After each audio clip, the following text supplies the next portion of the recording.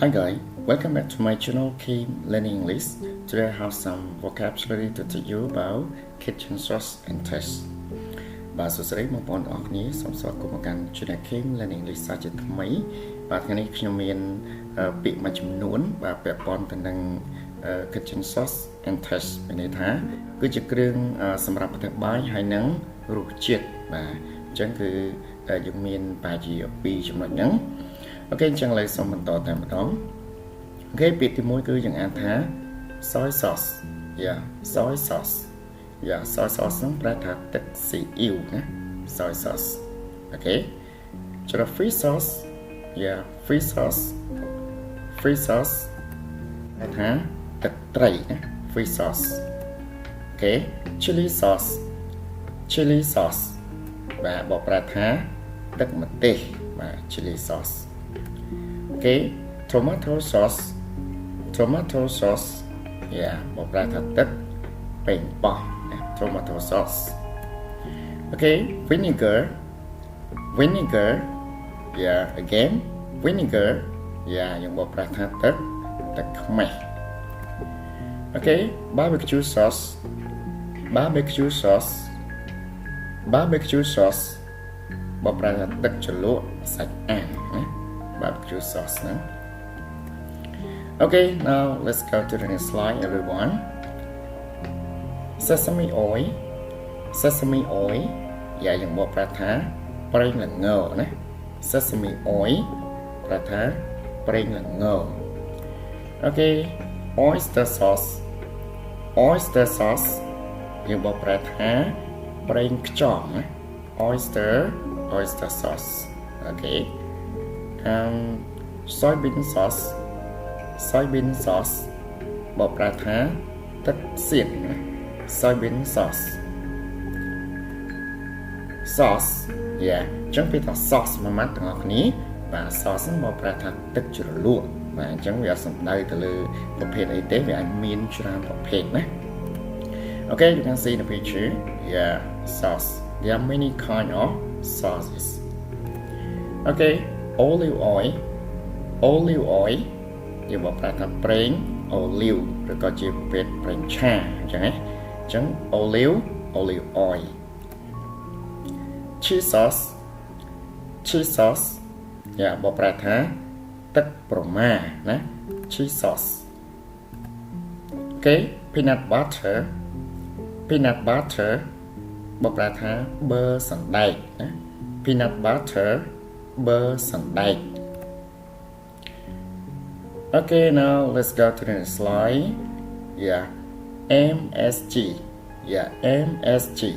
ចឹងបងប្អូនមួយចំនួនគឺធ្លាប់ជួបហើយពាក្យថា MSG នេះគឺយើងប្រើតែលក្ខណៈកាត់ណាប៉ុន្តែវាក៏មានពាក្យពេញដែរគេ MSG ហ្នឹងបកប្រែថាប៊ីចេង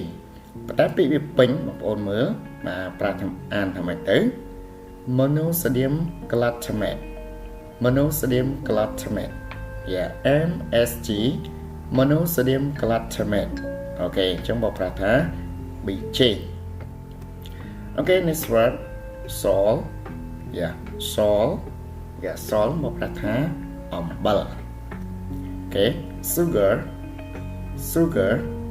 មកប្រែថាស្ករស okay palm sugar មកប្រែថាស្ករត្នោតណា okay pepper ជាងមកប្រែថាម្រេច ketchup បាទអញ្ចឹង ketchup នេះមកប្រែថាទឹកប៉េងប៉ោះបាទអញ្ចឹងមានន័យថាយើងអាចប្រើ tomato sauce ឬក៏ ketchup okay and mayonnaise ហ្នឹងក៏យើងបកប្រែថា mayonnaise ឬក៏អ្នកខ្លះអានបកប្រែតាមធម្មតាទៅបកប្រែថា mayonnaise ដែរអញ្ចឹងទៅណា okay now let's go to the next slide ពេលប៉ុណ្ណឹង taste រសជាតិបាទចាឥឡូវរសជាតិមានផ្អែមល្វីងជូរចត់អីតែបងប្អូនបានដឹងហើយហ្នឹងគឺយើងនិយាយថាម៉េចជាភាសាអង់គ្លេសណា okay taste បកប្រែថារសជាតិ okay salty salty ជា adjective គុណនាមបកប្រែថាប្រៃ ឬក៏ដែលប្រៃ okay better yeah better តែថាល្វីង okay shower បកប្រែថាជូរ shower spicy yeah spicy នឹងបកប្រែថាហឹរ spicy yeah spicy noodle yeah Korean spicy noodle yeah មីហឹរកូរ៉េ okay អញ្ចឹងយើងអាចប្រើអញ្ចឹង okay sweet yeah sweet បកប្រែថាផ្អែមណា sweet okay flavorsome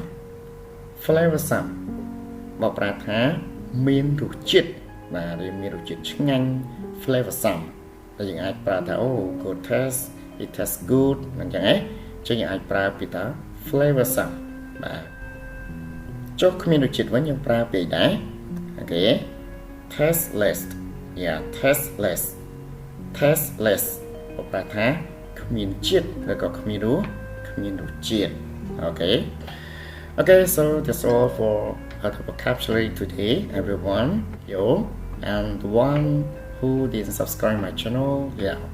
please subscribe to get the latest video okay goodbye see you in the next video